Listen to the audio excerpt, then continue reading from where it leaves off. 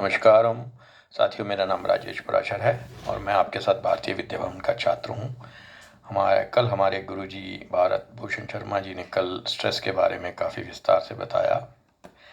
मैं आज ज्योतिष के कॉन्टेक्स्ट में चर्चा करूँगा। ज्योतिष से स्ट्रेस कैसे फाइंड आउट करते हैं उसके बारे में चर्चा करूँगा और ज़्यादा समय नहीं लूँगा। और मैं इंग्लिश और हिंदी में चर्चा करूँगा। जैसा कि हम जानते हैं कि स्ट्रेस एक फीलिंग ऑफ इमोशन और फिज़िकल टेंशन है जो कि हमें फ्रस्ट्रेटेड और एंग्री और नर्वस बनाती है। Stress is a body reaction to challenges और डिमांड्स। क्या स्ट्रेस पॉजिटिव है या नेगेटिव है? Stress can help you to avoid dangers और मीट डेडलाइंस। स्ट्रेस 3 तरह की होती है। एक होती है acute stress, episodic acute stress and chronic stress. Stress क्या कारण होते हैं? स्ट्रेस होती है या आदमी किसी प्रेशर के अंदर हो, फेसिंग चैलेंज कर रहा हो, किसी चीज़ के बारे में चिंता कर रहा हो और किसी चीज़ के बारे में उसका कंट्रोल ना हो। और कई बार ऐसा होता है कि ओवरवेल्म फीलिंग के कारण आप स्ट्रेस हो जाते हो। लेकिन एक स्ट्रेस होती है जो कि जैसे मेरे जैसे को लेके भी ज़्यादा काम ना होने की वजह से भी स्ट्रेस हो जाती है, चेंज ऑफ मूड और चेंज ऑफ टाइम से भी। और एक होती है कि अनसर्टेनिटी, जिसे हम अज्ञात भय या दुविधा में होते हैं, तब भी एक स्ट्रेस का कारण होते हैं। हम इसका उदाहरण ये ले सकते हैं कि जैसे गिटार में अगर स्ट्रिंग्स लूज हों तो we can not make a music. अगर वो ही स्ट्रिंग्स ज़्यादा स्ट्रेच हों, टाइट हों, तो उसके टूटने के चांस रहते हैं।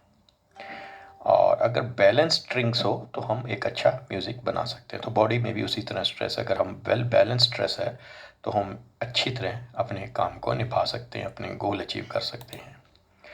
अगर अब हम देखते हैं एस्ट्रोलॉजिकली, अगर हमारे पास कोई आता है तो हम कैसे देखते हैं कि ये आदमी स्ट्रेसफुल होगा या नहीं होगा। पहला तो हम देखते हैं उसका आत्म बल, जो हम सन से देखते हैं। अगर उसका सन स्ट्रांग है तो उसका आत्म बल स्ट्रांग होता है। सेकंड, हम देखते हैं कि उसका मून, मेलिफिक मून कमज़ोर तो नहीं है, जिसका मनोबल कहते हैं। अगर मनोबल कमज़ोर होगा तो वो स्ट्रेस में रहेगा। जो मेन कारक जो ग्रह है जो स्ट्रेस प्रदान करता है होरोस्कोप में, वो है शनि, सैटर्न। अगर सैटर्न का संबंध लगन से है, PAC, position aspect and conjunction, किसी भी तरीके से मेलिफिक हो रहा है, तो वो एक आदमी को अनसर्टनिटी, टेंशन, एंग्जाइटी देगा ही देगा। लेकिन अगर सैटर्न स्ट्रांग है तो वो ये सब चीज़ें नहीं होने देगा, उसको अथाह धन देगा, कॉन्फिडेंस भी देगा।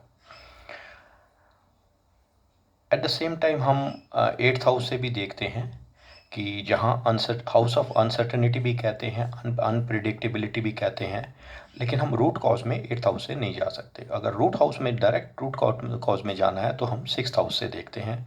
6th हाउस को रोग, रिपू और ऋण का भी हाउस कहा जाता है। हाउस ऑफ कंपटीशन भी कहते हैं, जो कि अगर वहाँ मेलिफिक है, मेलिफिकली प्लेस्ड है, कोई पीएसी कहते हैं, पोजीशन है मेलिफिक या कि प्लैनेट्स की, अशुभ ग्रह की, या दृष्टि है या कंजंक्शन है, तो वो एक चिंता का विषय आदमी में चिंता देता है, जो कि लड़ाई झगड़े भी करवाता है। और एक सैटर्न को हम जज भी कहते हैं, जो न्यायप्रिय प्लैनेट है, और वो पिछले जन्मों का एक संचित कर्मों का हिसाब किताब भी रखने वाला है, जो कि हम इसे इंग्लिश में कहते हैं पास्ट कर्मा अकाउंट्स। एक बात भी हमें माननी है कि अगर फियर नहीं होगा तो स्ट्रेस नहीं होगा। अगर हम फियरलेस हैं तो स्ट्रेस नहीं होगा।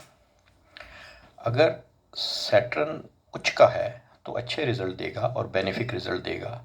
सैटर्न अगर मेलिफिक है और वो आदमी पूरी तरह से नेगेटिव और अज्ञात भय से ग्रसित रहेगा। दूसरा प्लैनेट हम देखते हैं Rahu, which gives stress due to increase in दुविधा, और we call it doubtfulness, creating illusion, जो लोग राहु से ग्रस्त हैं वो एक ड्रीमर होते हैं, वो दूसरी दुनिया में रहते हैं, which creates unnecessarily stress to जातक। राहु और जो शनि है ये इंटरनल स्ट्रेस देते हैं, जिसे हम इंटरनल स्ट्रेस कहते हैं। दूसरी एक जो बाहरी स्ट्रेस को देता है वो मार्स एक एनर्जी है।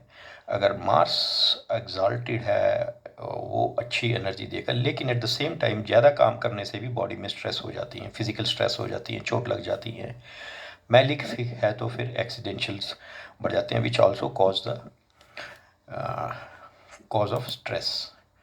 अगर हम वास्तु के हिसाब से देखें तो आपका जो साउथ साउथ वेस्ट एरिया है, जो कि 191 डिग्री से 213 डिग्री का जोन कहता है, विच इज़ डिस्पोजल एरिया, वहाँ अगर आपका बेड है या स्टडी टेबल है या कोई आप आध्यात्मिक कार्य करते हैं तो उस एरिया में भी आपको स्ट्रेस क्रिएट, वो एरिया भी आपका स्ट्रेस क्रिएट करता है। फिर दूसरा एरिया हम देखते हैं वेस्ट नॉर्थ वेस्ट एरिया होता है, जो अगर आपका स्टडी टेबल वहाँ है और उसकी वजह से भी आप स्ट्रेस में जा सकते हैं। अब अंत में हम यही कहेंगे कि हमारी जो रेमेडीज़ हैं ऑरिकुलर थेरेपी की, लोग दबाने से एंजाइटी से बाहर आया जा सकता है, जो कि हम चर्चा करेंगे 13 मार्च को जनकपुरी में फिजियोट्रैक क्लिनिक के यहाँ।